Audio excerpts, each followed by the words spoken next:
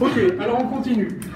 Donc, on a vu les résistances, c'est très simple, c'est juste de la mécanique. Alors, il y a les condensateurs, puis les bobines, puis les diodes, puis les amplificateurs opérationnels. En gros, c'est ça qu'il faut que vous connaissiez pour pouvoir associer tout ça dans des circuits et voir un petit peu ce que ça donne. Donc, on va peut-être faire les condensateurs tout de suite. Alors, on verra en électrocinétique. Heureusement, à nouveau, on ne fait pas les choses dans l'ordre, on ne peut rien.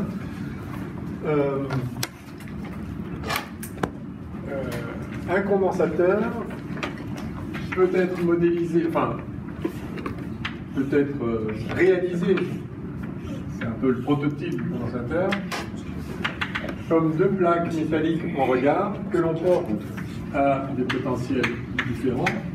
J'ai dessiné ça déjà avant, et si vous négligez les effets de bord, vous pouvez représenter, enfin, vous pouvez approximer le champ entre les plaques comme un champ uniforme, perpendiculaire aux plaques. Alors si elles ont une surface S et qu'elles ont un espacement de petit e, vous pouvez montrer, donc vous pouvez calculer la valeur du champ E lorsque vous avez une charge Q sur l'une des faces et une charge moins Q sur l'une des armatures, comme on dit, et moins Q sur l'autre armature. Donc ça, c'est le cas de deux conducteurs sous influence totale. On verra en électromagnétisme ce que ça veut dire, mais en gros, d'un point de vue concret, pour l'électrocinétique, ça veut dire que effectivement la charge sur l'une est égale à moins la charge sur l'autre.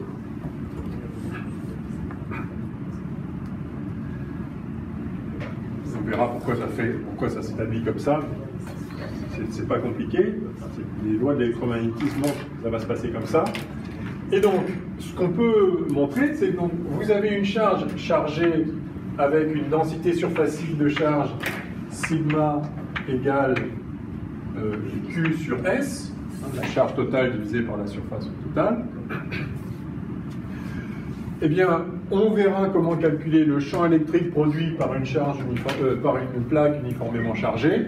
Donc, si vous connaissez la charge et la surface de cette plaque, vous connaissez sa densité de charge, donc vous connaissez le champ qu'elle produit.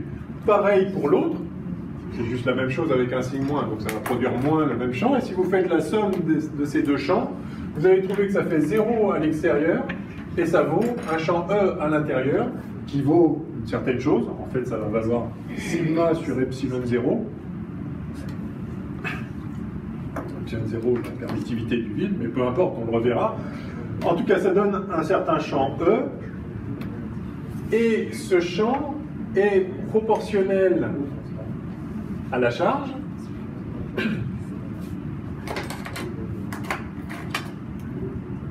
C'est ça, et donc vous pouvez voir que la différence de potentiel, UAB, qui vaut donc VA moins VB, c'est en fait, donc j'ai dit proportionnel à la charge, et en fait, ça vaut Q sur C, c'est-à-dire que le coefficient de proportionnalité, on l'appelle C, et enfin on le note C, on appelle ça la capacité. En fait, je peux le dire autrement, la charge est proportionnelle à la différence de potentiel.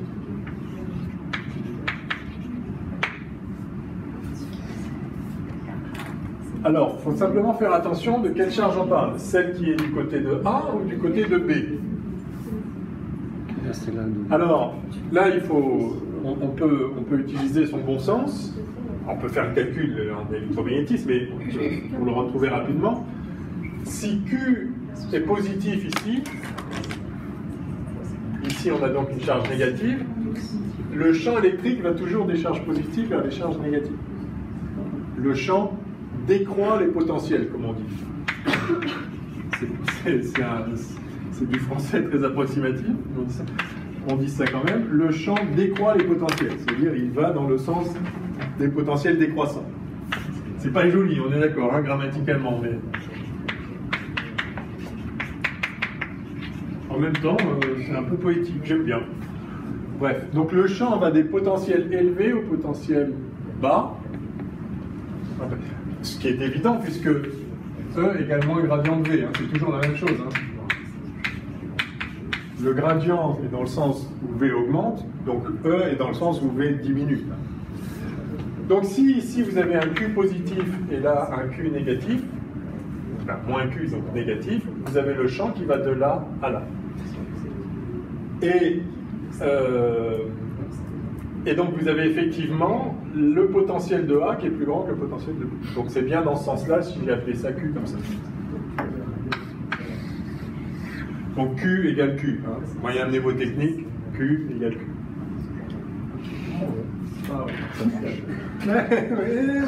Ça peut vous sortir d'un mauvais pas à un moment de panique. Alors Q égale Q. Parce qu'on ne sait jamais après, c'est Q sur C, c'est C sur Q, c'est... Q égale Q. Voilà, donc, ça c'est la relation qui relie, alors non pas le courant à la tension, comme ce qu'on avait pour la résistance, on avait U égale RI, ça relie l'intensité du courant à la tension. Ici, on relie la tension à la charge. Et l'intensité du courant, c'est la dérivée de la charge par rapport au temps. Donc la caractéristique, c'est-à-dire le lien qu'on appelle caractéristique d'un dipôle, d'un élément électrique, la caractéristique c'est ce qui relie les grandeurs qui le définissent. La caractéristique d'une résistance, si vous tracez U en fonction de I, bah, c'est ça. C'est une droite, U égale RI. Ça peut être négatif, hein. I peut être négatif et U négatif. Donc voilà. Ça va pas? Non, rien. Un petit placement de produit. Ah ouais? Avec ça? Ouais.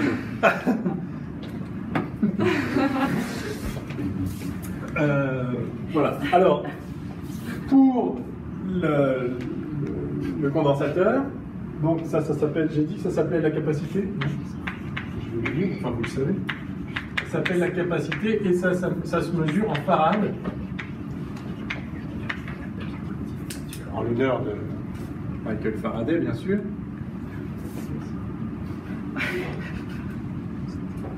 Et ça se fait grand F. Alors souvent on a des microfarads dans ce que vous manipulez dans les TP, etc.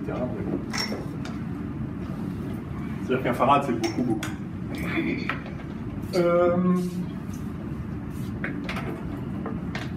Je vais vous noter, parce que peut-être si ça vous fait rentrer la chose. Pour un condensateur plan comme ça, avec des plaques de surface S séparées de E, qui se souvient de l'expression de la capacité?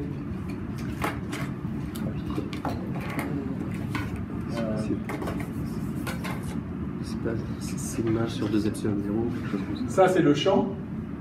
Le champ créé par la plaque, c'est sigma sur 2 epsilon 0, plus ça, donc là-dedans, il y a en fait un champ qui vaut sigma sur epsilon 0. La différence de potentiel, c'est le champ fois la distance.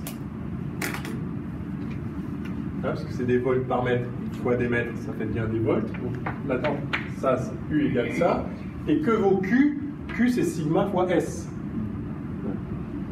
Donc ça, en fait, c'est sigma, c'est Q sur S.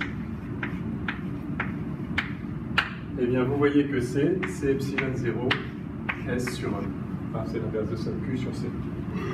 Oui, ça se retrouve en 2 secondes, mais c'est bien de savoir, pour un condensateur plan, c'est epsilon 0, S sur E. Ça veut dire que plus les surfaces sont grandes, plus la capacité est grande.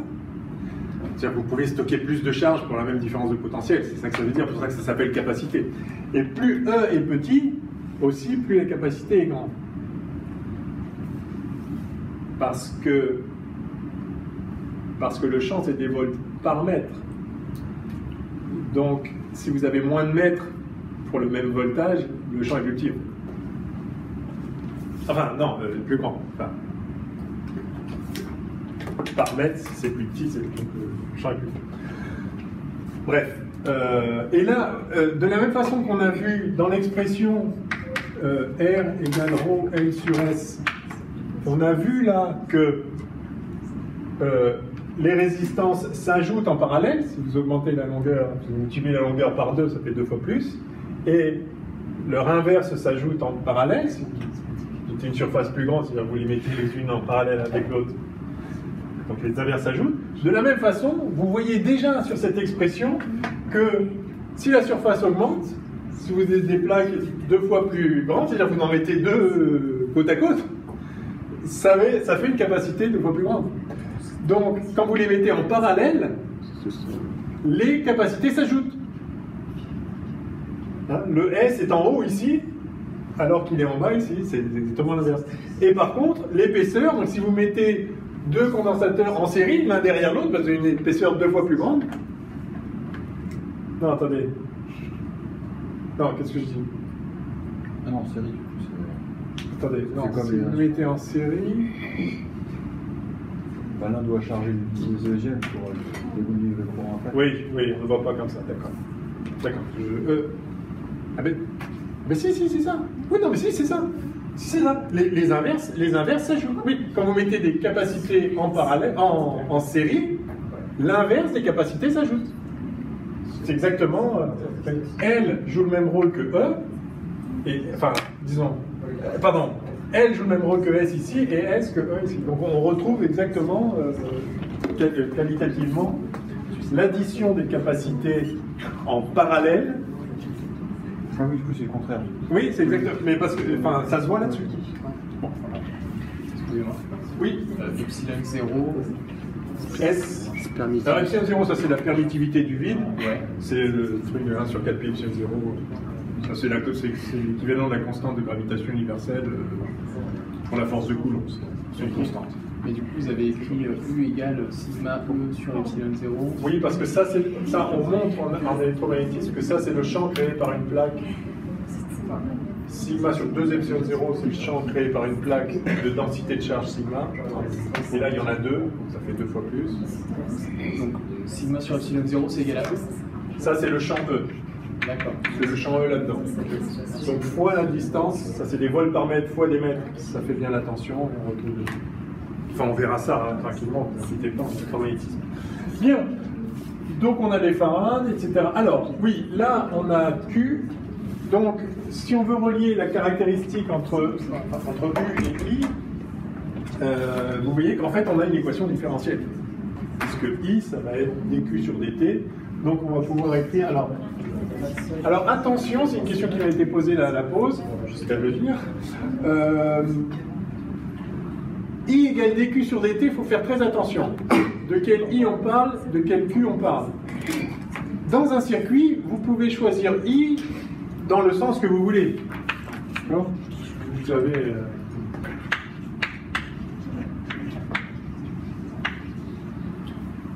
Dans une branche de circuit, vous pouvez décider d'appeler ça I, ou bien d'appeler l'autre I, enfin I dans l'autre sens. Quand vous choisissez un sens positif pour un courant, ça ne présage pas du sens du courant. C'est pas parce que vous dites je vais compter positivement tout ce qui va par là que le courant il va par là. Si VB est plus grand que V1, le courant il va dans l'autre sens, bien sûr. Donc même quand on écrit U égale RI, ça dépend de quel de quel U et de quel I on parle. D'accord? Donc là, si on oriente I de A vers B, donc je pourrais le noter I AB, alors on a U AB égale RI AB. Et maintenant, si je décide d'orienter I dans l'autre sens, j'ai parfaitement le droit de le faire, bien sûr, chaque sens est arbitraire, je vais clairement avoir UAB égale moins RI. Donc faites attention, hein. Et c'est pas parce que j'ai mis I orienté comme ça que I va par là. Peut-être que I, enfin, disons que que le courant va de B à A, peut-être que le courant va de A à B, bah, juste I est négatif. Ça se tienne. C'est comme quand vous avez en mécanique un corps qui va de la gauche à la droite, un corps qui se déplace par là. Vous avez sa vitesse qui vaut X points. Et si vous orientez le corps Si vous orientez x comme ça, la vitesse, elle vaut moins... Enfin, ça vaut toujours x points, mais c'est négatif maintenant. Mais c'est toujours x points. D'accord? En projection sur x. Bon. Ça, c'est à peu près le seul piège qu'il y a, c'est que de temps en temps, on se gourre sur les signes, parce qu'on applique bêtement i égale dq sur dt, u égale ri. Non. I, c'est pas dq sur dt. Si j'appelle ça i, eh bien, vous voyez bien que si q augmente, c'est qu'en fait, il y a des charges qui arrivent là. Donc, si q augmente, c'est que le courant est négatif. Et donc, en fait, I égale moins dq sur dt. Quand q augmente, I doit être négatif. Q augmente, ça veut dire que dq sur dt est positif. Donc, si j'oriente I comme ça, I égale moins dq sur dt. Si j'oriente I dans l'autre sens, I égale dq sur dt. Et dans un problème, vous aurez des condensateurs dans différentes branches, vous orienterez le courant comme vous pouvez, et il n'y a aucune raison qu'à chaque fois, le courant que vous avez choisi, pile poil, c'est le dq sur dt. Non, de temps en temps, ce sera moins dq sur dt. Il ne faut surtout pas se tromper. Mais dans votre schéma, UAB, c'est comme tel qu'on l'a défini avant, moi j'aurais mis VA supérieur à VB en fait. Eh non! UAB, c'est V1 moins VB. Mais c'est pas parce que j'écris V1 moins VB que VA est plus grand que VB. Si VA est plus petit que VB, ce nombre existe, il est négatif. Ouais, du coup, c'est dans... C'est ça le truc, c'est qu'on fait des choix, des conventions, et après la nature, elle fait ce qu'elle veut. C'est pas parce que je choisis d'écrire ça que ce nombre va être positif, il est peut-être négatif. Ouais. Est-ce que j'arrive pas bien à me représenter ce que c'est un potentiel électrique autrement qu'avec l'analogie avec l'eau? Bah, c'est une bonne analogie. Oui, d'accord, mais je vois mal. Oui, je vois mal comment, dans un circuit électrique, il y a des hauteurs à laquelle.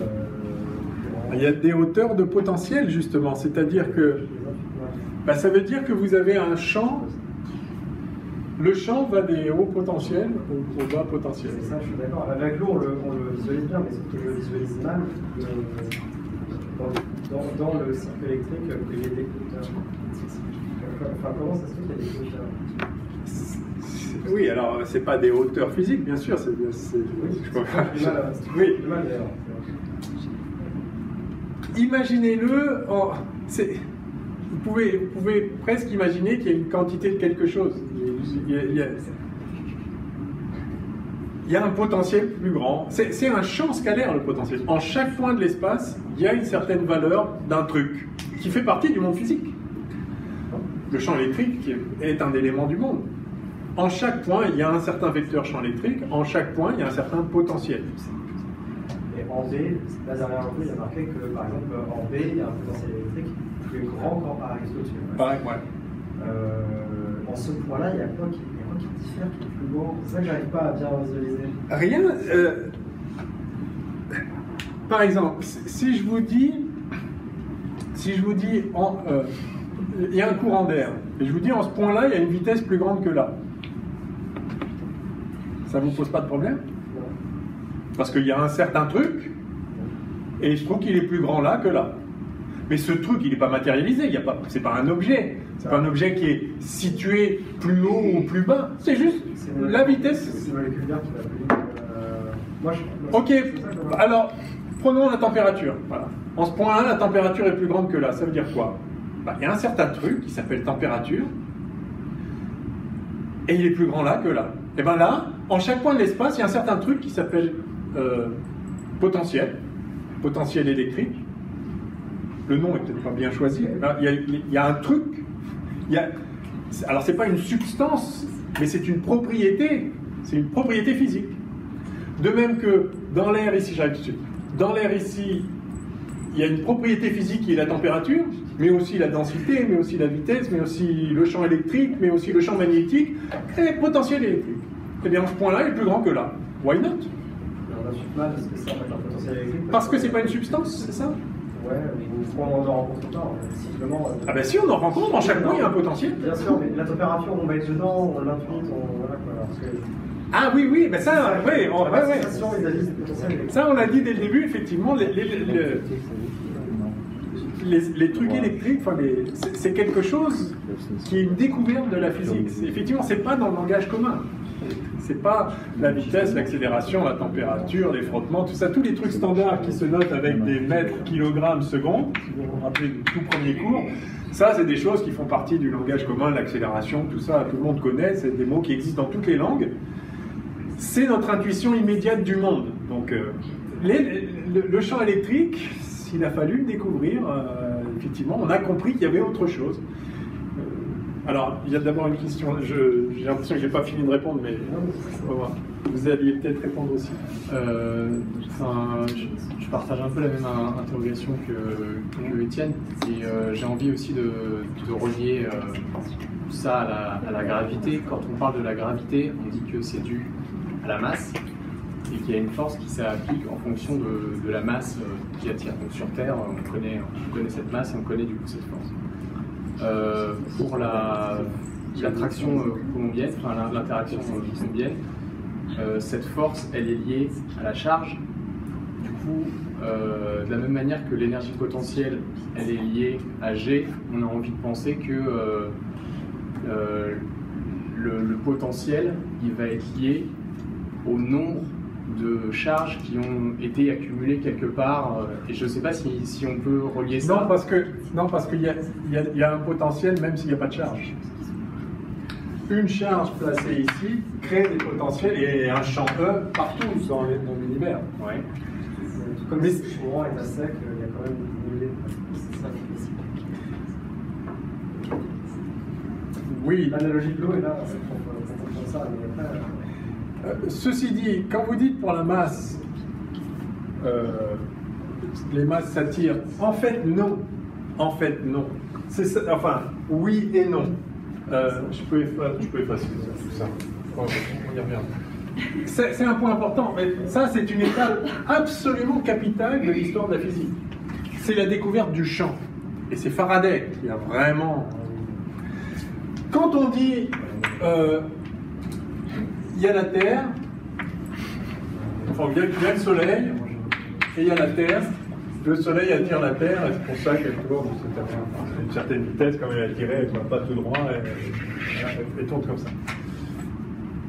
C'est mystérieux. Comment la Terre, surtout que la force, je rappelle que la force, c'est moins G, M Soleil, M Terre, sur R2, UR. Comment la Terre peut-elle bien savoir qu'il y a quelque part ailleurs un Soleil, connaître sa masse, connaître sa direction et connaître sa distance, pour savoir quelle force s'applique sur elle? C'est bizarre une action à distance en vrai. C'est quand même très très bizarre. Et Newton lui-même a bien compris que ça n'avait pas de sens en fait. Comment je suis ici? Comment je peux savoir où est le soleil? Enfin, comment, c'est pas que je le sais, c'est comment mon corps peut-il réagir au fait qu'il y a quelque chose ailleurs? Et ça en réagit, ça y réagit, en plus, il faut proportionnellement à sa masse et inversement proportionnellement au carré de sa distance. Ce corps-là, je ne sais même pas où il est. Vous voyez, c'est un vrai problème. La réponse à ça, c'est le champ. En réalité, la force, c'est pas ça. En réalité, la force, c'est mg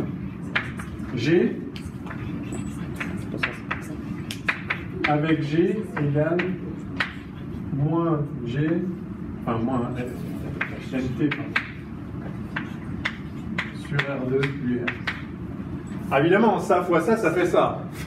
Mais ça change tout, parce qu'en réalité, le Soleil crée un champ gravitationnel partout dans l'espace. Le fait qu'il y ait une masse là, fait qu'il y a un truc ici, ça modifie le champ gravitationnel là, ça modifie le champ gravitationnel là, etc. Il y a un champ gravitationnel qui est établi partout. Et la Terre ne réagit pas du tout à la présence du Soleil. Elle ne sait pas qu'il y a le Soleil. Le Soleil ne pourrait ne pas être là. Elle réagit au champ qui est ici. Là, il y a un champ. Et ce champ, c'est d'autant plus vrai que ce que je viens de dire est vrai, que ce champ-là pourrait être le même champ pourrait être produit par tout à fait autre chose que le Soleil ici. Il pourrait être produit par un corps plus léger qui est plus près, mais il pourrait être aussi produit par un corps d'une certaine masse ici et un autre d'une certaine masse ici, de telle sorte que ça attire un petit peu par là et ça beaucoup par là, et que la somme des forces, ça donne la même. Donc, la Terre ne réagit pas à la présence de ces deux corps, pas plus qu'elle ne réagit à la présence du Soleil, pas plus qu'elle ne réagit à la présence de ce corps hypothétique-là, ni de celui-là, plus de celui-là qui tire dans l'autre sens pour compenser. La Terre réagit à ce qu'il y a là où elle est. Le champ gravitationnel, ce n'est pas un intermédiaire de calcul, c'est lui le cœur du problème. Alors, le problème, c'est que en relativité générale, c'est compliqué que ça, parce que le champ gravitationnel, c'est en quelque sorte la courbure de l'espace-temps, enfin, ça est relié. Mais restons en classique. Voilà comment ça se passerait si la gravitation, c'était vraiment ça. En tout cas, pour le champ électrique, c'est bien le cas. C'est pareil. Vous avez une charge Q, Q1, une charge Q2. Monsieur Coulomb a écrit F que le corps 1 exerce sur le corps 2 égale 1 sur 4 pi epsilon 0, enfin il a écrit avec un K sûrement, mais peu importe, Q1, Q2 sur R2, UR. Et M. Faraday a dit mais non, F que 1, enfin il n'y a pas de F que 1 exerce sur 2, il y a F que subit 2, et ça c'est égal à Q2 fois E. Alors il se trouve que ce champ, quand il y a juste ces deux charges, ce champ E, il est créé par la charge Q1 et il vaut Q1 sur 4 pi epsilon 0 R2 UR. Donc bien sûr, la force c'est bien la même, mais le mouvement de cette charge-là ne dépend pas de la présence des charges ailleurs, dépend de la valeur du champ là où elle est. Le champ, il est réel, il y a un truc physique, c'est une substance, pourquoi pas? Ça veut dire quoi, substance, de toute façon? Comme si il y avait plus de substance que c'est... Enfin, je veux dire, c'est des champs, de toute façon. Hein, même ce qu'on appelle matière solide, le point matériel newtonien, on sait bien maintenant que... En fait, il n'y a que des champs, en réalité. Enfin, dans notre conception actuelle de la physique. Donc, Q2 ne réagit pas à la présence de la charge Q1, ni de celle-là, ni de celle-là, ni de la présence des trois. Chacune des charges crée un champ partout dans l'espace, et chaque charge réagit à la valeur du champ là où elle est. Et si je modifie la valeur de cette charge, ça ne va pas modifier instantanément le champ ici. Ça va modifier de proche en proche le champ juste à côté, juste à côté, juste à côté. Et ça, c'est les lois de l'électromagnétisme. Il va y avoir une onde électromagnétique qui va se propager, électromagnétique, qui va modifier le champ. Et Q2, si je modifie à l'instant T Q1, la force sur Q2 ne va pas du tout changer à l'instant T. Ça aussi, ça gênait Newton. Comment ça peut réagir instantanément à distance? Ça n'a pas de sens. En réalité, il va falloir que le champ ici soit modifié. Et ça ne va pas être modifié tout de suite. Rien ne peut aller plus vite que la vitesse de la lumière. Le signal de modification, c'est-à-dire l'information ici que la charge Q1 c'est plus Q1, c'est Q1', ça va mettre du temps à venir. Et ce n'est que quand ça sera venu que la force va changer là-dessus. Parce que justement, Q2 ne réagit pas du tout à la présence de la charge Q1. Q2 réagit à la présence du champ ici. C'est absolument capital. Et c'est une substance au sens plein du terme, parce qu'il y a de l'énergie dans le champ. On verra en électromagnétisme que partout où vous avez un champ E, dans un petit volume dans un petit volume de l'espace, s'il y a un champ E qui règne, vous avez une énergie, une densité d'énergie, epsilon 0, E2 sur 2, proportionnelle au carré du champ. C'est quelque chose, le champ électrique. C'est de la substance, il y a de l'énergie, ça vaut ce que ça vaut, c'est pas moins quelque chose qu'un électron. Enfin, un électron, c'est juste un champ électronique qui est très localisé.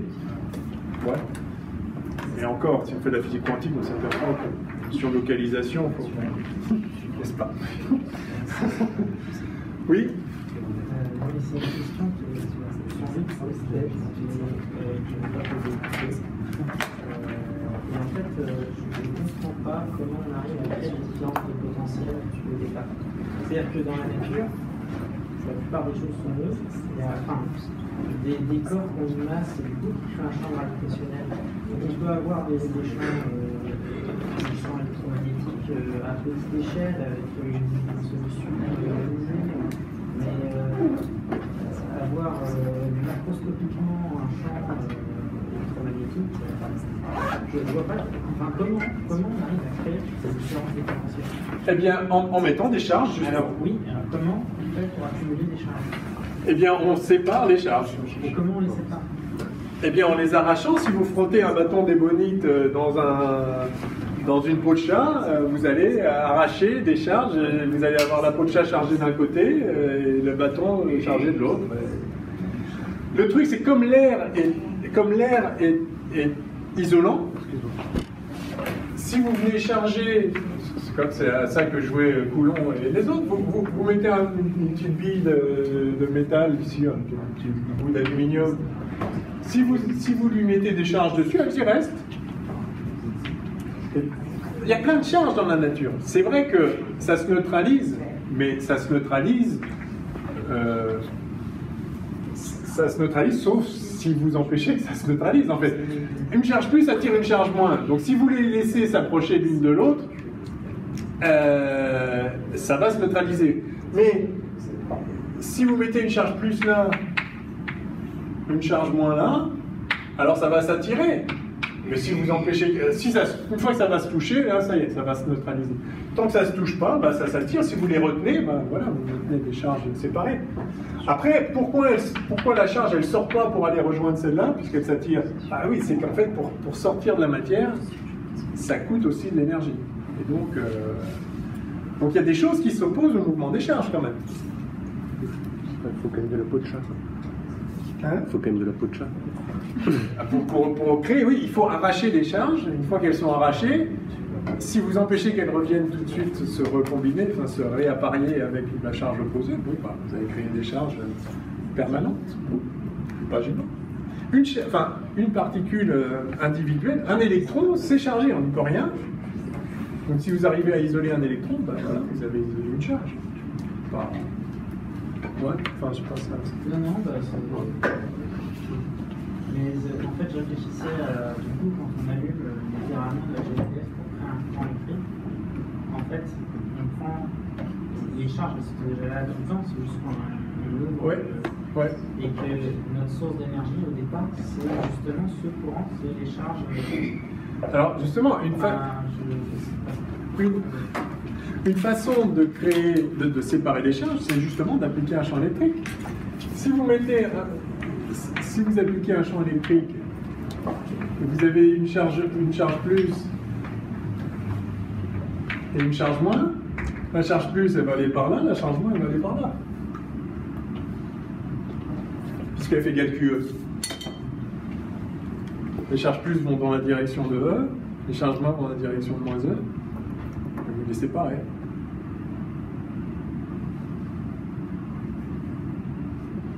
Bon, on verra. Quand on fera l'électromagnétisme, peut-être on pourra reposer ces questions. Qu'est-ce qu'on disait? On en était où? Oui, donc là c'était sur le champ. Ok, bon, c'était vraiment un aparté ça. Hein. La notion de potentiel. Ah oui, la notion de potentiel. Oui, donc est-ce que ça répond mieux à votre question? Alors, en fait, on peut tout expliquer avec la présence de champ. Oui, mais c'est pour ça qu'on les a introduits, c'est parce que ça explique les choses. Ils sont là, ils sont là. C'est le nouveau Dieu, quoi. Pardon? Oui, le potentiel. Alors, scalaire en fait de ce champ, c'est le champ scalaire dont le gradient, au moins le gradient, est le champ électrique. Alors, ce qui est vraiment, ce qui est vraiment physique dans la description de l'électromagnétisme standard, c'est le champ électrique. Le potentiel, c'est comme l'énergie potentielle de pesanteur, par exemple. Le champ gravitationnel, il est là. L'énergie potentielle, c'est une façon de le décrire. Enfin, disons, c'est un intermédiaire. En fait, ce qui me dérangeait, moi, c'était qu'on voyait au collège ou au lycée l'attention. Déjà, l'attention, c'était assez difficile de l'expliquer, donc on a montré des analogies. Et au final, en fait, on ne se rend pas parler de chant. Si on commence à parler de chant, on peut, hein, aussi. Et si on commence à parler de chant, tout de suite, on aborde des notions qui sont très complexes et ça questionne beaucoup. Et les questions, des fois, peuvent être source de confusion. Et là on noie les élèves dans plus de questions. Et c'est là où j'ai un problème en fait, fondamental avec le fait d'introduire des notions dont on ne peut pas expliquer réellement les choses. On peut juste répondre vous verrez plus tard. Et moi, ça me pose un problème. Ça, je suis bien d'accord avec vous. Moi, je pense qu'il faut... Je pense qu'il faut parler d'un champ électrique. Il faut maîtriser la chose. Non, mais parce que vous dites c'est des notions compliquées. C'est pas compliqué, une notion d'un champ électrique. Ce qui a été compliqué, c'est de comprendre qu'il y avait des champs électriques. Mais Faraday l'a fait pour nous. Merci. Et les champs magnétiques. D'ailleurs, tout le monde a vu les lignes de champs magnétiques avec l'émail de fer sur un aimant, etc. C'est des choses, on les visualise, ces lignes de champ. Donc, effectivement, il faut arriver à faire comprendre qu'il y a dans le monde autre chose que ce qu'on voit immédiatement avec nos sens. C'est pas très surprenant en vrai. Pourquoi on aurait des sens qui permettent de voir absolument tout ce qui existe? Bon. Donc, il existe effectivement des propriétés du monde qui échappent à nos sens, mais pas à notre raison, en tout cas. Enfin, il y en a aussi qui échappent à notre raison, mais pas le champ électrique. Et donc, en chaque point de l'espace, il y a un champ électrique, il y a un champ magnétique, il y a un champ gravitationnel. Et si on ne fait pas de physique quantique, on va s'arrêter là. Sinon, il y a aussi un champ électronique, un champ neutrinique, un champ quarkien, quarkien. Voilà, mais c'est pas compliqué conceptuellement. Au collège, en tout cas. En quatrième, par exemple, on dirait quoi? En terminale S, je veux bien comprendre. C'est quoi tension?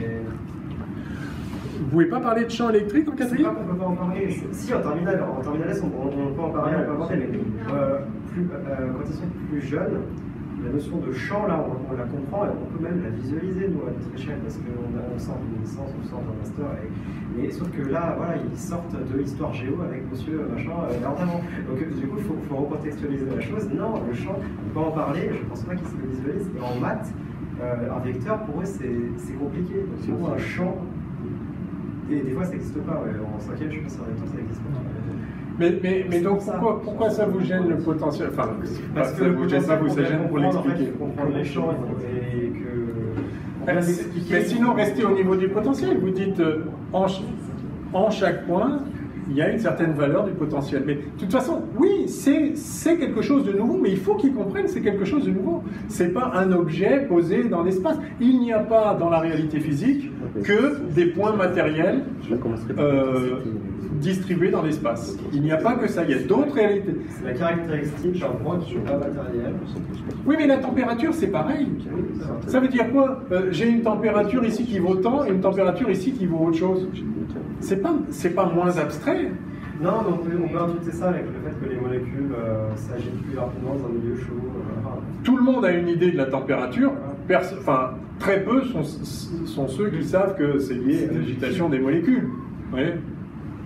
Mais ça choque personne de dire il y a une caractéristique particulière, ou même dans une baignoire, eh bien à cet endroit-là c'est chaud, à cet endroit-là c'est pas chaud. Tout le monde voit bien qu'il y a quelque chose qui fait que, il n'y a pas juste de l'eau, il y a de l'eau qui peut être chaude.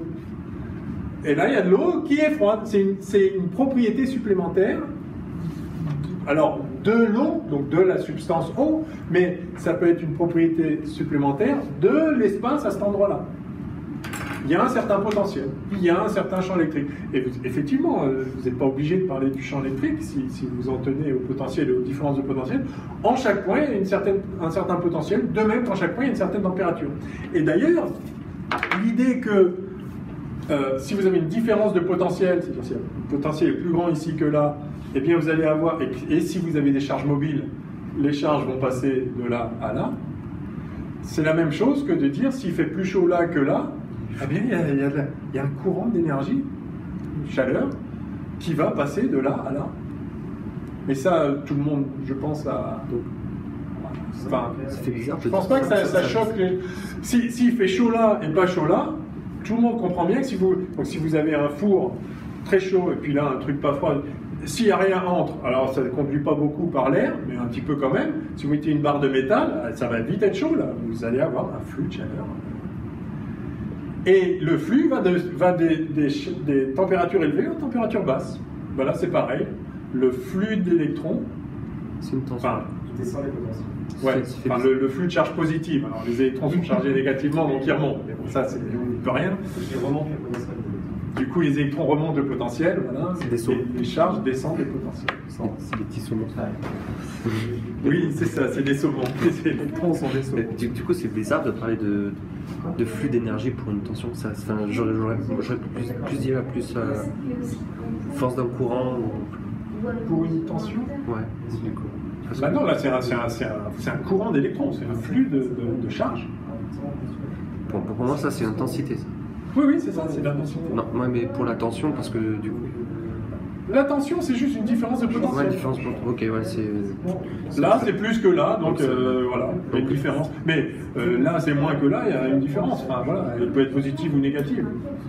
Ça- La tension, c'est juste une différence de potentiel. La tension, c'est rien du tout. Le potentiel, oui. façon, Enfin, en même temps, ah oui. Je crois qu'il est plus aisé de commencer d'introduire la notion d'intensité, puis de tension et de. Je pense pour que les élèves visualisent, je pense que c'est mieux de plutôt visualiser le parcours des charges et que se dire ah ben si elles se déplacent de là, c'est qu'il y a une différence de réserve. Mais la force qui met en mouvement les charges s'établit parce qu'il y a un champ électrique. Ouais, donc la tension. Voilà, et donc une différence de potentiel. E égale moins gradient de V. Si V varie pas, E vaut 0. Si V varie, E est pas nul. C'est balayé. Ok, alors, fin d'aparté, on va écrire l'équation Milman. pour le... Non, on va continuer sur le condensateur. Donc, allez, on va faire la charge du condensateur. Ah, en équation. Ouais. Ok. J'aime ça. Touche pas. Non, non. Condensateur de capacité C. Si on me raconte, j'écoute Et puis, on va mettre une résistance. On verra pourquoi après. Et un interrupteur. Ok. On commence. Circuit ouvert. Pas de charge sur le condensateur. Et à l'instant t égale 0, on ferme l'interrupteur. Ici, on a une source de tension continue, E égale constante.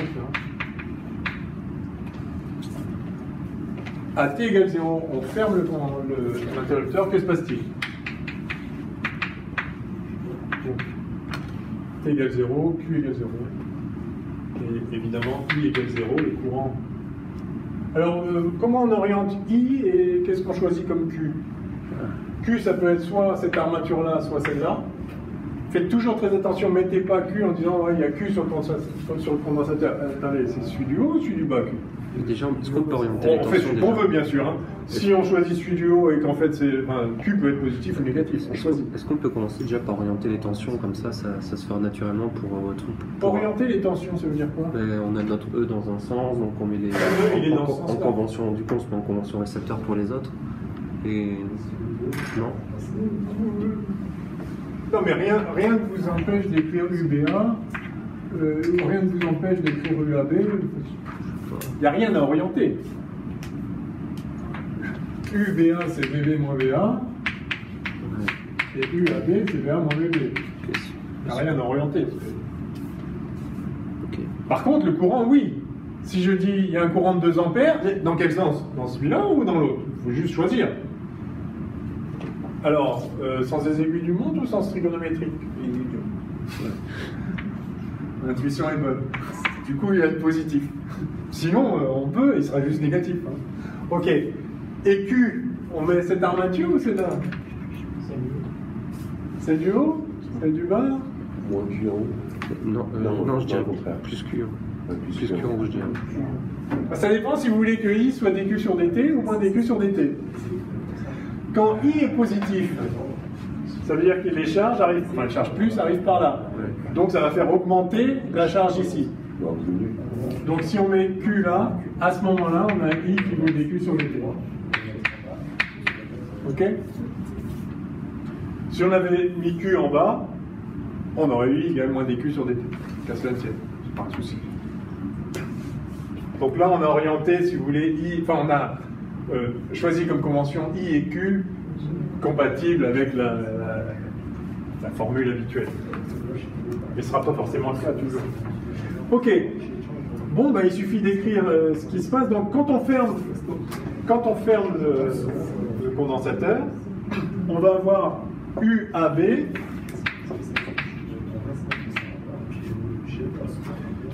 qui vaut Q sur C, puisque Q égale Q, n'est-ce pas?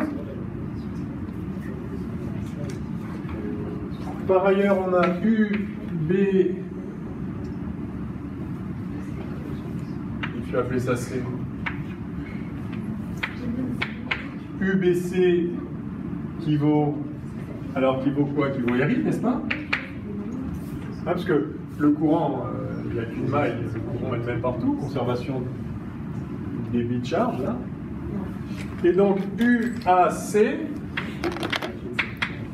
c'est UAB plus UBC, ça fait Q sur C plus RI, et par ailleurs, une fois qu'on a fermé l'interrupteur, UAB, ça là, c'est égal à E.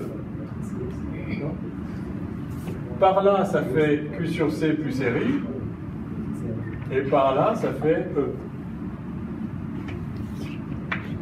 UCA, oui. Bon, bah ça y est. Équation du premier rang d'un coefficient constant, la même que toujours. Parce que ce Q, c'est... Enfin, ce I, c'est dQ sur dt. Donc on a une équation. Donc si je l'écris en termes de Q, là, je vais avoir dQ sur dt, je divise tout par R pour simplifier, plus Q sur RC égale E. Alors vous voyez tout de suite que RC, ça a les dimensions d'un temps. On va l'appeler taux. Et on va voir tout de suite que c'est l'échelle de temps du circuit, l'échelle de temps de charge du condensateur et de décharge d'ailleurs. Bon, alors solution particulière avec second membre. Bah, il y a un Q limite, c'est comme la vitesse limite de tout à l'heure. Hein. Q égale constante, c'est possible. Ça fait dQ sur dt égale 0. Et à ce moment-là, la constante en question, elle doit valoir E fois RC.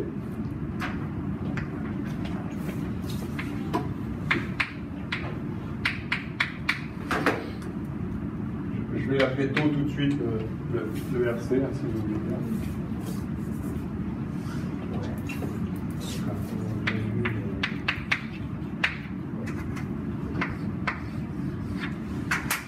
Et donc ça c'est la solution particulière avec second membre, et la solution générale sans second membre, hein, c'est dQ sur Q égale moins dt sur RC, donc ça fait donc plus à un certain cas E puissance moins t sur taux. D'accord. Alors à t égale 0, Excusez-moi. oui. Là, on a tout divisé par R. Oui. Ah, merci. Ouais. Absolument. Je trouvais bizarre ça d'ailleurs. Merci. Merci beaucoup. Bien sûr. Nettement mieux. Oui, ça c'est bien une intensité, ça va galérer. Hein. Donc c'est bien une intensité pour un temps, c'est bien une charge. Si c'était pas obligé, ça aurait dû m'alerter immédiatement. Je n'ai pas réagi assez vite. Merci. Donc ça donne ça. Et donc à t égale 0, on a Q qui vaut 0. Donc à t égale 0, ça fait 1. Donc en fait, K, c'est moins E sur R, Q, E sur R taux. Donc je peux écrire que Q, c'est E sur R, taux, facteur de 1, E puissance moins Q sur taux. Et donc, si je représente en fonction du temps, Q, donc c'est la forme habituelle. On démarre avec une pente ici, E sur R taux. Donc je peux appeler ça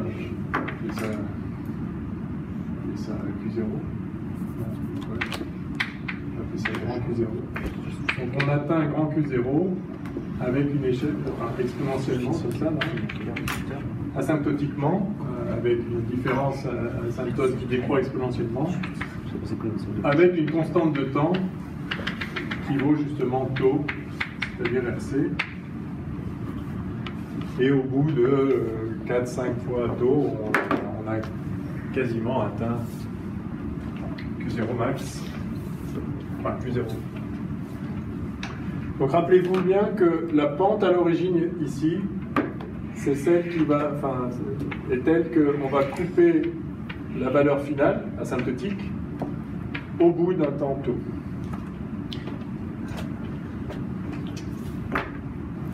On l'avait vu quand on a fait en faisant le développement limité, c'est ça? Oui, oui, si vous dérivez ça par rapport au temps, vous voyez qu'il sort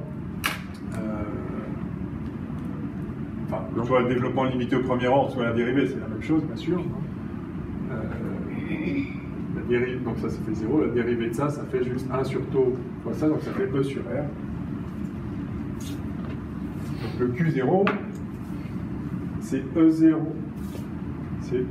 C'est E sur R fois taux qu'on atteint au bout d'un temps taux, donc c'est bien la pente E sur R, c'est exactement ce qu'on a vu. Ok. Voilà, et maintenant on peut... donc vous voyez que la constante de temps est d'autant plus grande que RC grand, enfin c'est RC. Donc si vous augmentez la résistance, ça va mettre plus de temps à se charger. Si vous augmentez la capacité, ça va mettre plus de temps à se charger.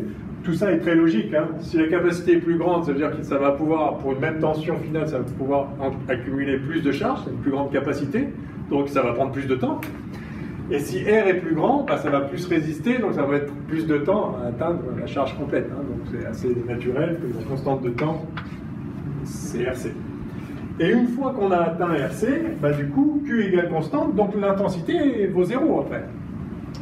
On peut écrire, une fois qu'on a Q, on peut écrire I, hein, de la même façon. En fonction du temps, I c'est dQ sur dt, c'est donc E sur R, facteur de, donc la dérivée de là, ça fait 0, et ça fait donc 1 sur taux de puissance moins t sur taux, 1 sur taux fois ce taux là, voilà, donc ça fait de puissance moins t sur taux.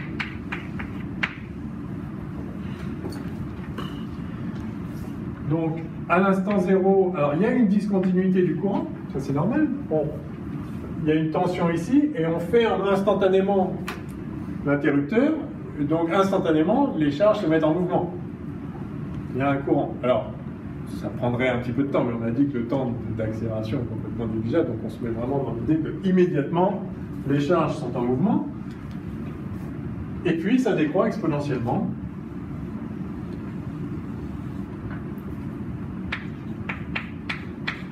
Et le courant initial, c'est E sur R. Et alors, c'est pareil, hein, la constante de temps ici, c'est taux. Et donc, si vous prenez la pente à l'origine ici, ça va croiser l'axe I égale 0 au bout d'un temps taux. Au point taux, temps taux. Mais ça va prendre un petit peu plus de temps, typiquement, donc ce sera à 1% de l'intensité initiale au bout de 4,6 taux. Vous voyez, donc, au début, le courant, c'est juste E sur R, comme s'il y avait juste la résistance. Mais après, c'est de moins en moins. Pourquoi? Parce que ici, quand le condensateur se charge, la tension devient de plus en plus grande.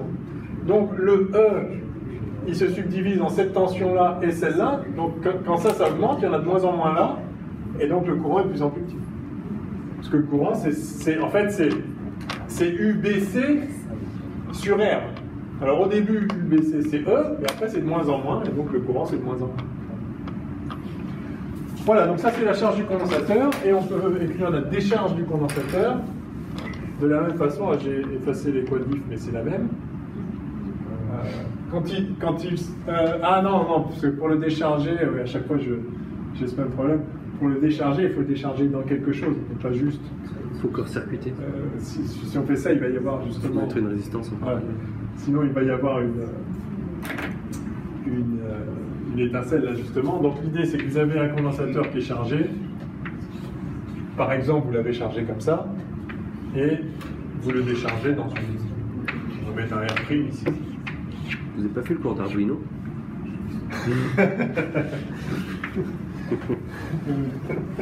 Ouais, il y avait un peu de ça. Hein. On va le décharger dans une résistance R'. D'accord. Alors, comment on va écrire ça?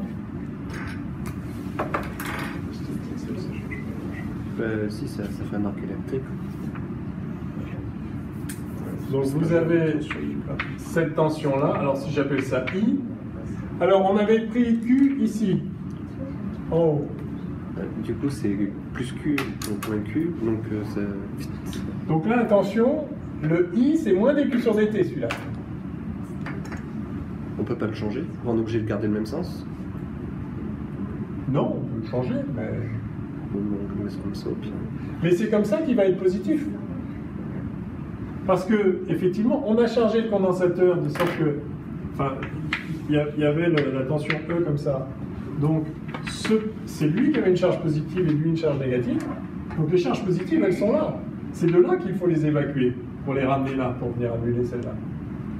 Le courant, il va effectivement être positif si je fais ça. Si je fais ça, il va être négatif. Mais on a le choix. Donc là, il est positif. Là, le courant va être positif puisque les charges sont là, elles vont se décharger pour venir, ici on a moins Q. Donc il y a des charges qui vont partir là et qui vont arriver là. Et donc ici ça va baisser et là ça va monter. Enfin, la valeur absolue va baisser. Donc ça... Monsieur, pourquoi vous ne voulez pas mettre une flèche à côté de la résistance pour faire UR? Parce que... Non, enfin c'est parce que comme avant vous avez dit non, je pensais qu'il y avait une raison. Ah non, je veux bien, mais c'est que simplement il n'y a pas de convention à adopter là. Attention, enfin si, vous pouvez appeler ça UR, mais vous pouvez aussi appeler ça UR, pourquoi pas? Enfin, faites ce que vous voulez. J'ai peut-être... Enfin, je sais pas. Enfin, si vous voulez mettre dès le début des orientations sur les tensions, si vous voulez... Ça, oui, enfin, ça ne pose pas de problème. Mais simplement, on n'a pas eu besoin. À aucun moment, on a eu besoin. Mais pourquoi pas?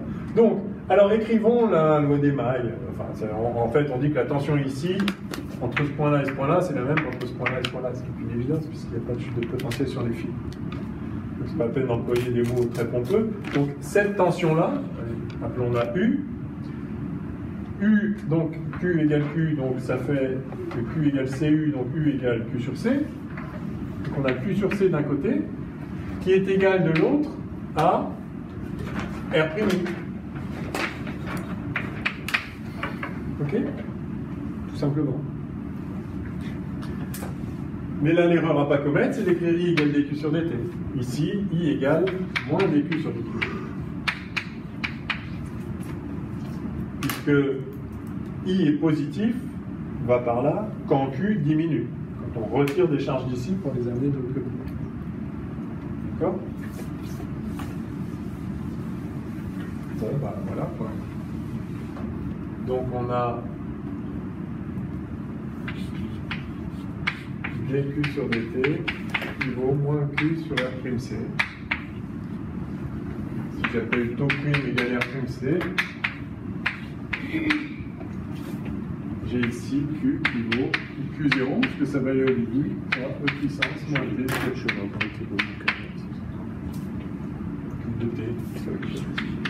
Ouais. Et donc, si je veux le courant, je fais moins dQ sur dt. Je te le conseille aussi. Ici. Et donc, ça va me faire Q0 sur dt. On n'a pas eu d'électrique. Puissance moins T sur P. Alors, le Q0, il valait E sur R taux. Donc, ça, si vous voulez, ça fait E sur R taux sur taux prime.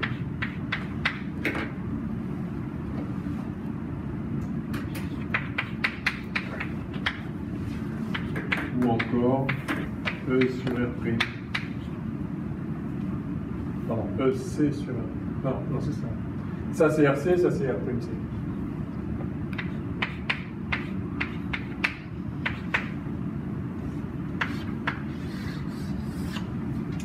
Voilà.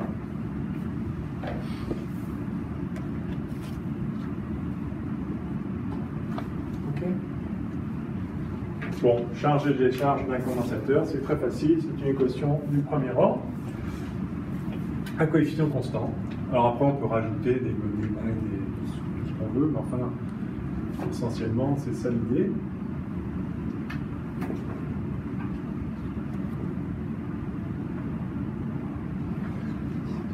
Ok, alors tiens, énergie emmagasinée dans le condensateur.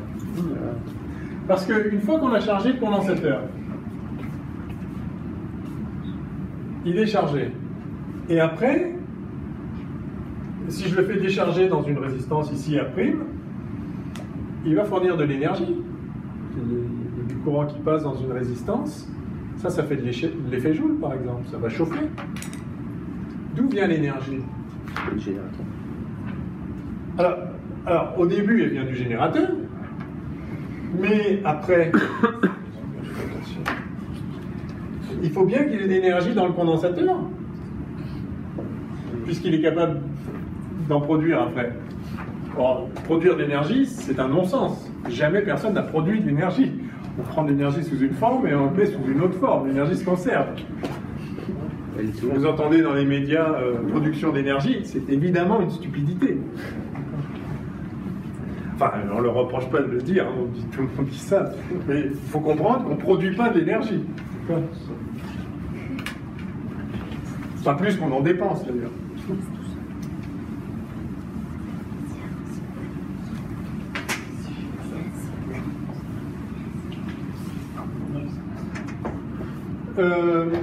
Il faut qu'on fasse un peu d'énergétique, en fait. Alors, quelle est la... Alors, on va revenir à Drude. Obligé. Si on veut comprendre, on est obligé de revenir à Drude. Qu'est-ce qui se passe à l'échelle microscopique? Vous avez un champ E qui met en mouvement des charges. À la vitesse V, il y en a un certain nombre, N par unité de volume. Et on a vu que le courant, c'était, la quantité par unité de temps, la quantité de charge qui traverse une section par unité de temps, on a vu que c'était eh bien, U sur R, où R est égal à ρ L sur S, et U, c'était, en fait, c'était le champ E ici,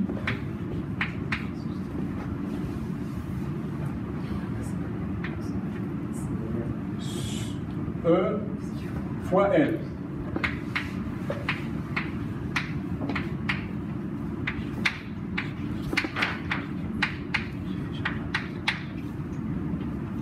C'est vrai ça? Oui. On pourrait le mettre vectoriellement avec un produit scalaire. Si jamais la surface n'est pas orientée orthogonalement au champ E. Mais bon, on peut aussi la prendre orthogonalement au champ E. Ça ne pose pas de problème, enfin l'un ou l'autre. Voilà. Alors, oui, ce qu'on a vu, c'est qu'on avait M dV sur dt qui est égal à QE moins lambda V.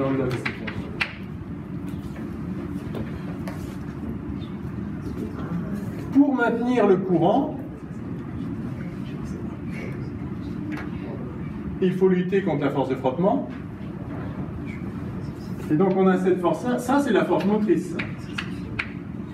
QE, la force électrostatique, enfin la force liée au champ électrostatique qui met en mouvement les charges. Et ça, c'est la force résistante.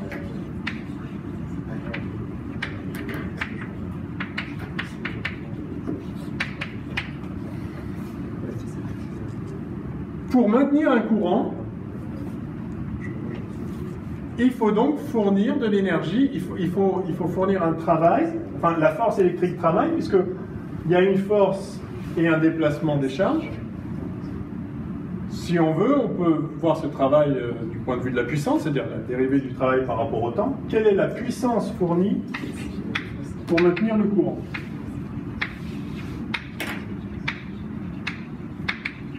Pour établir et maintenir le courant dans le flux, dans le circuit.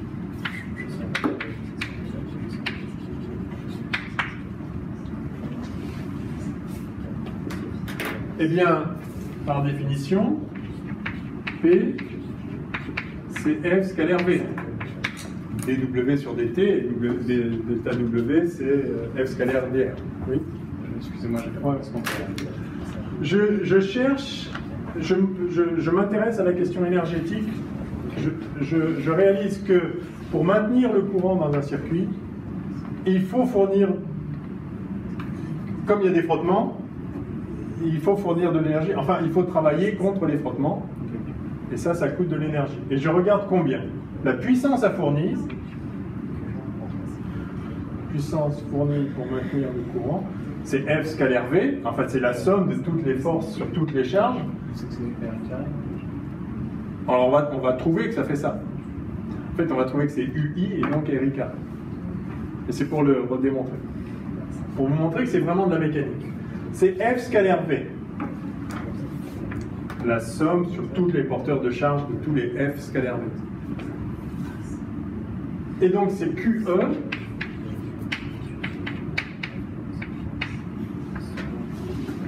scalaire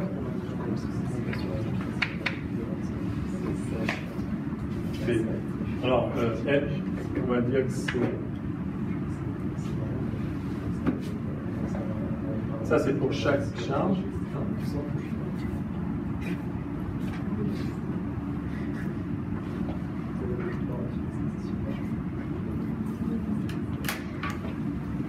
Ok, et donc QE scalaire V, so what? Donc là, on va dire que E, c'est U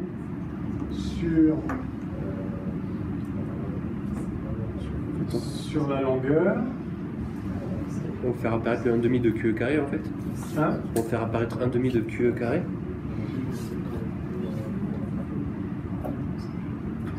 Alors on pourrait l'avoir directement avec la résistance. J'aurais voulu écrire UI d'abord, parce que je peux écrire V, V on connaît V, c'est QE sur lambda. Après, Je peux faire ça, mais je vais tomber sur le deuxième truc que je voulais tomber d'abord sur le premier. Bon, c'est pas grave.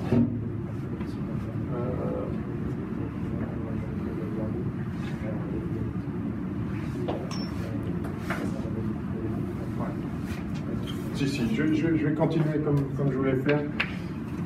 Donc la somme des charges, c'est la densité de charge fois le volume.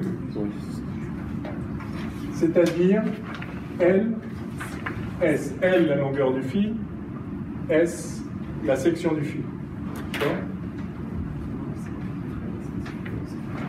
Tout ça fois Q, la charge élémentaire du porteur de charge.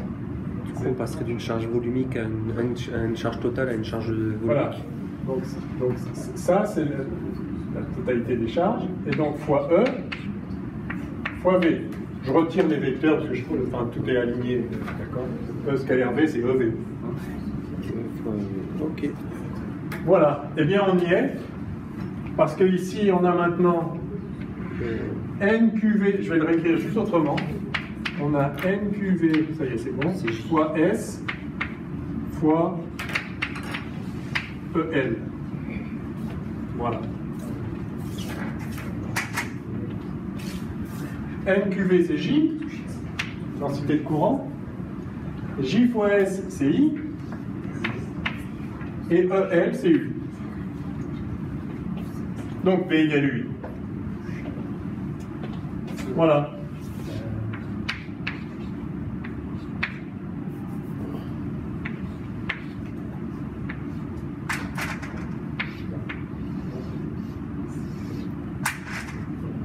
Alors c'est pareil, il ne faut pas se tromper sur les signes. Hein.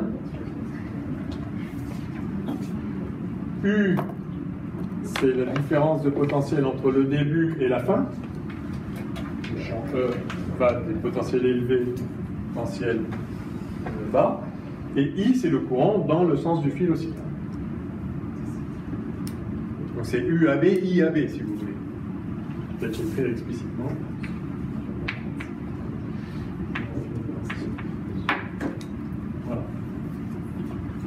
Voilà, donc on a redémontré, simplement par un calcul de puissance mécanique, que P égale UI, la puissance qu'on a, quand on dit il y a une puissance électrique fournie par un générateur qui vaut UI, ou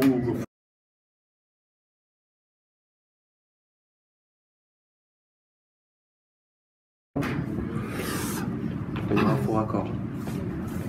c'est ça. Ok, donc après cette reprise, qu'est-ce qu'on disait? Oui, donc P égale UI, c'est, on appelle puissance électrique fournie au dipôle AB, mais c'est vraiment une puissance mécanique qui est fournie aux charges en mouvement. Pour les maintenir en mouvement ou pour leur communiquer ce mouvement, il y a une puissance dont on voit simplement en faisant le calcul de deux lignes qu'elle s'écrit U fois I, la tension, fois l'intensité. Et si U égale RI, alors ça fait P égale RI carré. Alors maintenant la question c'est, puisque manifestement il y a une force motrice qui fournit cette énergie, enfin cette puissance, que devient l'énergie correspondante, puisque l'énergie se conserve?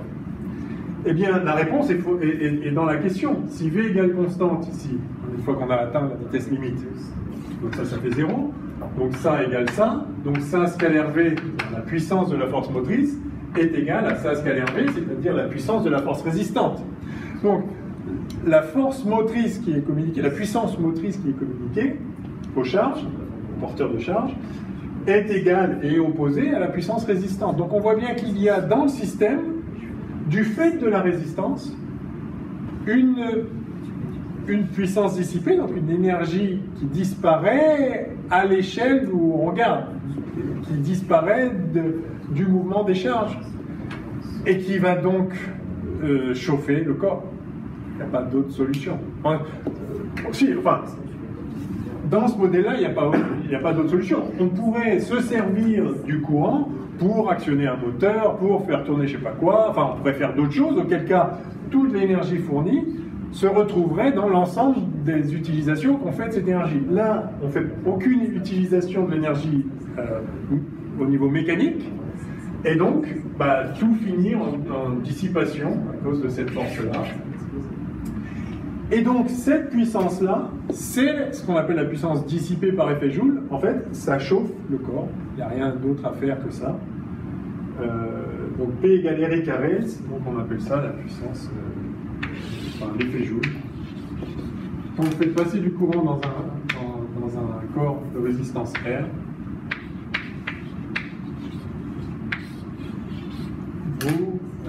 vous chauffez.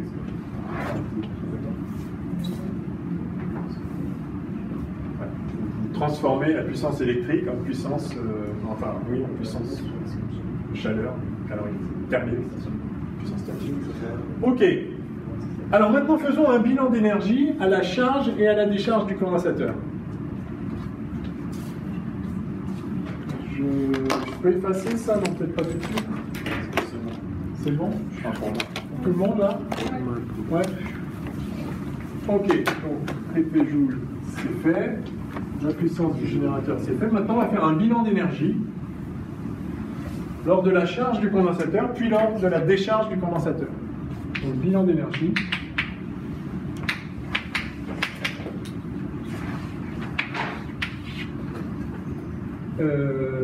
Donc, on avait E qui venait charger un condensateur à travers une résistance R. Bien que là aussi, c'est pareil, peu importe où il se trouve.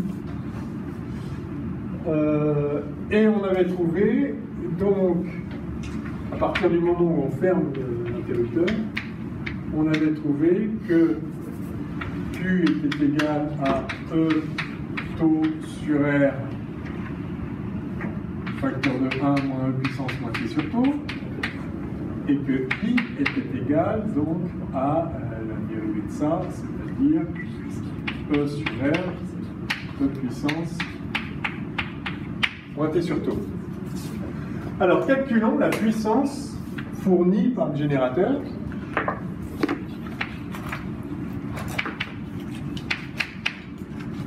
Eh bien, c'est sa tension fois l'intensité du courant.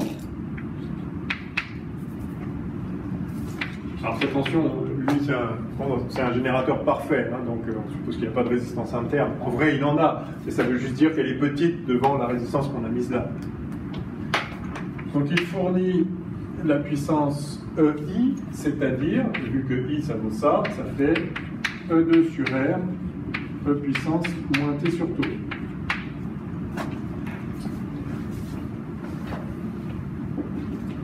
Et donc, quelle énergie totale a-t-il fourni au cours de la charge?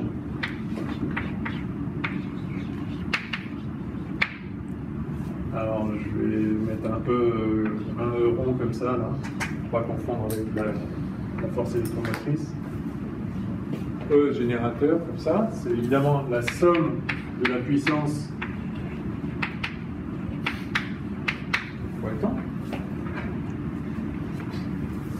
De t égale 0 à l'infini, en fait à quelques fois taux, bien sûr. Mais mathématiquement, dans ce modèle, la charge n'est complète que à temps infini. Mais d'ailleurs, on pourrait même s'arrêter, on va faire jusqu'à l'infini, mais on pourrait s'arrêter à un instant t quelconque d'ailleurs. C'est peut-être... non. Ah. On va faire t quelconque, comme ça on peut juste faire temps. Ouais, si vous êtes d'accord, on va faire t quelconque. Voilà, on va faire un bilan d'énergie à chaque instant où on en est. À l'instant t, le générateur a fourni E2 sur R, E puissance moins T' sur taux dt' intégré de 0 à T. Et ça fait combien? Eh bien, ça fait E2 sur R, taux, fois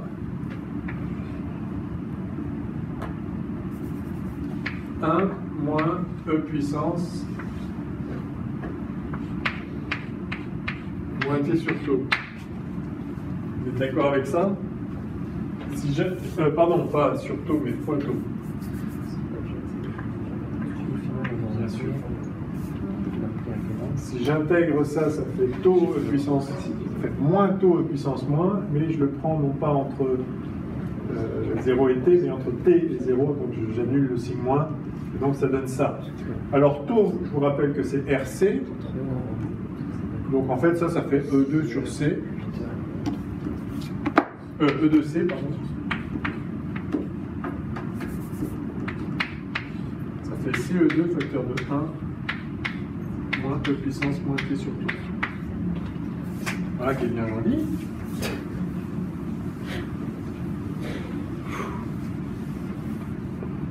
Non, oui. C'est qui Jean-Guy? Hein? C'est qui Jean-Guy? Non, joli. Ah, joli. Joli. Joli. J'ai du mal à articuler après 6 heures de cours. Ben, c'est vrai qu'on va avoir un record là. Oh, on peut faire mieux, on fera mieux, on fera mieux. Ouais. Alors, donc l'énergie fournie par le générateur à l'instant T, depuis le début, ça vaut ça. Combien a été dissipé par effet Joule?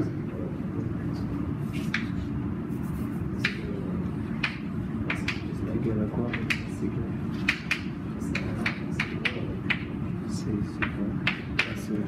Combien a été dissipé?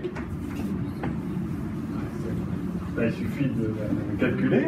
C'est la somme de 0 à t de la puissance dissipée par effet Joule à l'instant t, c'est-à-dire de R, I de t, alors je vais dire t' pour être très rigoureux, carré, dt', égale Alors I carré, là, le voilà. Donc ça fait somme de 0 à t de R E2 sur R2. Donc E2 sur R. Voilà. E puissance moins 2t' sur taux dt'. N'est-il pas?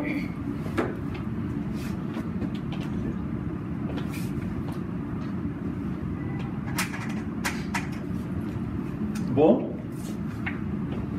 il n'y a qu'à intégrer et ça fait, alors ça fait 2, pardon, ça fait E2 sur 2R taux, facteur de 1 moins E puissance moins 2t' sur taux,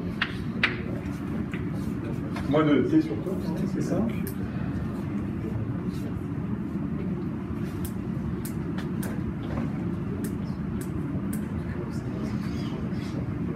C'est vrai ça? Je sais pas, je suis en mode pilote automatique.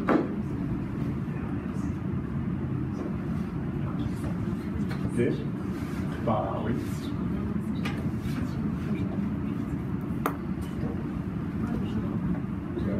Savoir l'énergie qui a été donnée au condensateur, Ouais. c'est la même chose que Q sur C. Alors, Q sur C folle. alors, oui, oui. Alors, d'accord. Juste, je simplifie ça. Un taux CRC, donc juste pour avoir. Oui, très bonne remarque. Ça, c'est l'énergie dissipée par l'effet Joule. Et ce que vous voyez, c'est que ça fait pas la même chose que l'énergie qui a été fournie par le générateur. Donc, il y a de l'énergie qui a disparu. Alors, combien il manque?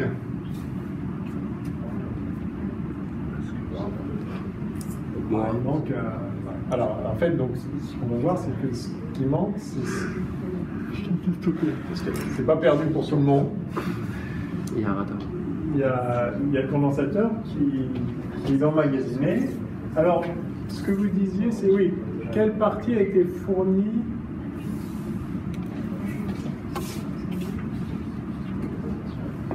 au condensateur? C'est ça que vous suggérez. Oui, c'est un calcul intéressant. Alors,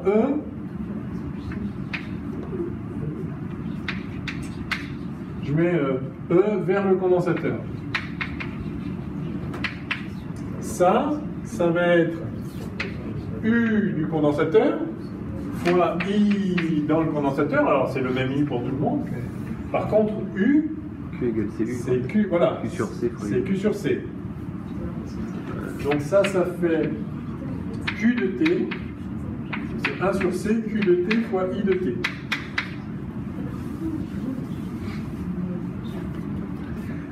On connaît tout. Q, on l'a. I, on l'a. On fait le produit et on va bien voir ce que ça donne. Alors, Ah ben on aura notre moins de T déjà.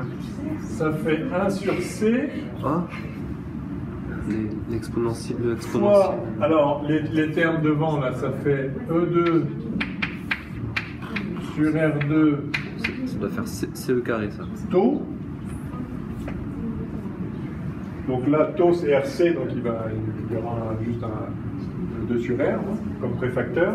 Et on a effectivement, alors on a E puissance moins T sur taux, moins E puissance moins 2T sur taux. Je fais exprès de ne pas le laisser en facteur, parce que comme on va l'intégrer, comme ça, ça va être plus facile à intégrer. Alors pardon, ça c'est la puissance, maintenant c'est voilà, l'intégrale de ça, de 0 à T absolument. Et donc il faudrait mettre des T' partout là. Merci. Donc voilà dt. L'énergie fournie, c'est l'intégrale de la puissance. Eh bien, si on fait cette intégrale, on trouve qu'on a... Alors, ça fait E2 sur R.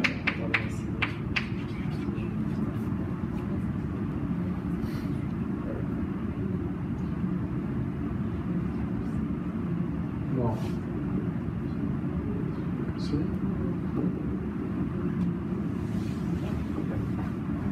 Non, ça va pas là. Ah si, si, si. Et quand on intègre, il y a un fois taux qui apparaît. D'accord. Donc fois taux. Donc ça va bien faire du CO2 comme il faut. Et alors, on intègre ça, ça fait... Lui, ça fait 1 moins E puissance moins T sur taux.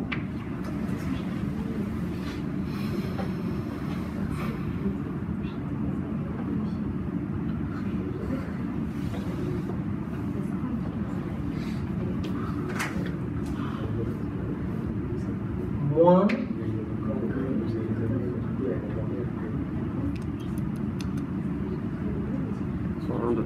1 moins E puissance moins 2T sur taux. Yes? Je crois que vous avez oublié le Non, parce que j'ai supprimé, il y avait CR2, j'ai viré un CR avec le taux. Voilà. Ah oui, oui, oui. Ok. Donc là, ça fait à nouveau CE2. Je vais continuer là. Retourner au CE2.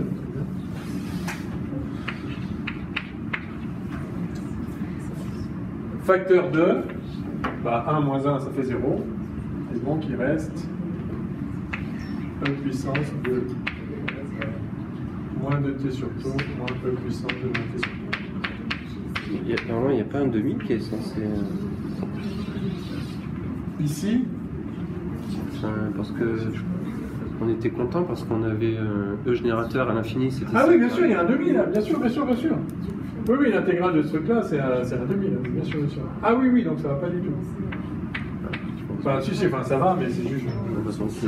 Là, c'est faux. Donc, ça devient bien ça, et ça fait effectivement un demi. Si on intègre ça, il y a un. Oui, oui, c'est ça. Ah. Donc, alors, c'est pas 1 moins 1 qui fait 0, c'est 1 moins 1 demi qui fait 1 demi. C'est ça l'erreur. Donc, je vais mettre le 1 demi en facteur. Voilà. Facteur de 1 moins une grosse exponentielle qui tend vers 0. E puissance, alors plus E puissance moins 2T sur taux, moins E puissance moins 2 E puissance moins T sur taux.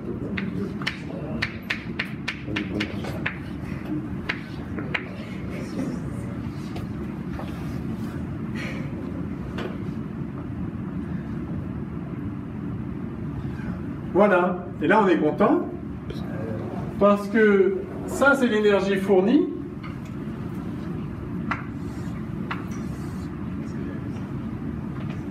et on voit que dans cette énergie fournie, on a fourni ça au condensateur, et on a dissipé ça par effet Joule. Si vous faites ça plus ça, ça doit faire ça. On vous croit. Ah non, faut pas me croire. Oui, parce que ça plus ça, il y a 2 fois 1,5, ça fait bien 1. Ça se simplifie. Et puis, on a le puissance moins 2, là, il y a plus 1, il y a moins 1,5 plus 1,5. Ouais, donc on est content. Et l'autre, il y a 2 fois 1,5, et donc ça fait ce qu'il faut. Donc ça marche. On pourra dormir tranquille ce soir. Non, il faut juste qu'on finisse ça, il y en a pour 5 minutes. Mais non, parce que là, on a fait pour un instant intermédiaire. Qu'est-ce que ça donne au bout du compte? Parce que là, ça, c'est l'énergie qu'on a fournie au condensateur. Mais elle est où maintenant? Dans les... Alors, quand T tend vers... oui, non. Ce que je voudrais montrer, c'est que ça, c'est Q2... C'est 1,5 de Q2 sur C. 1,5 de Q2 sur C. Ou 1,5 de CU2. L'énergie totale. Quelle est la charge à l'instant T?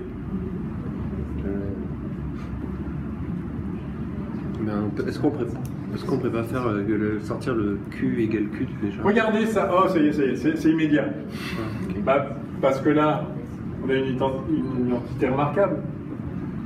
1 moins 2 fois un truc, plus le truc au carré. C'est 1 moins le truc au carré en fait. Bah exactement. Donc en fait ça, l'énergie qui a été donnée au condensateur, c'est 1/2 de C E2 facteur de 1 moins E puissance moins T sur tau au carré. Oh, ah ouais. Ben, c'est là. Attendez, il nous manque un taux là, non? Il nous manque des choses. Non, non, ça va le faire. 1 moins T sur 1 moins exponentielle de moins T sur tau au carré, c'est Q sur tout ça au carré. Donc, en fait, E2 fois ça, c'est Q2 R2 sur tau 2. Donc ça, c'est 1/2 de Q2 R2 C'est puissant. sur tau 2 fois C.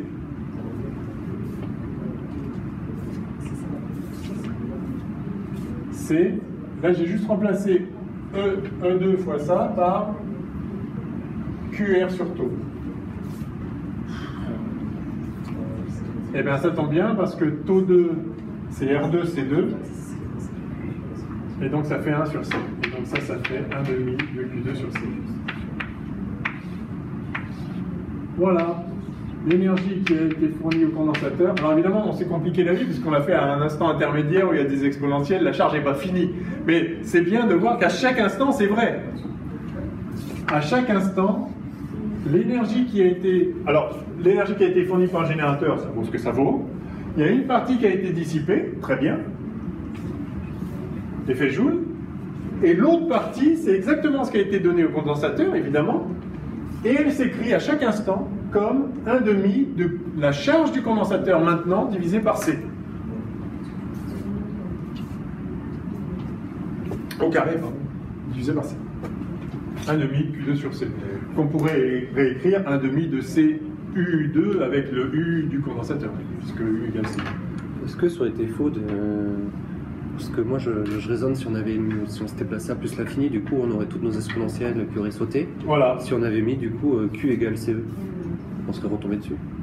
Ah non, oui, Ouais, on serait tombé avec Q égale CE. Parce qu'à l'infini, absolument.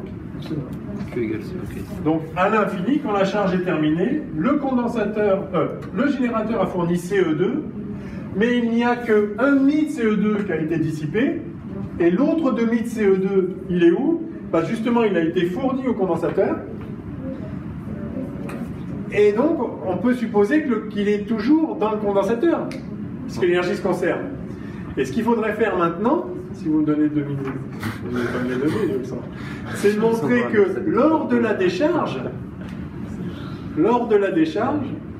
l'énergie qui est dissipée par effet Joule, le RI carré, intégré du début à la fin de la décharge, c'est bien le 1/2 de CE2 qui manque. Ça veut dire qu'il est bien dans le condensateur. Là, ça nous dit que on a fourni CO2, on en a perdu sous forme d'effet Joule la moitié, très bien. L'autre moitié, c'est ce qui a été fourni au condensateur. Mais elle est où?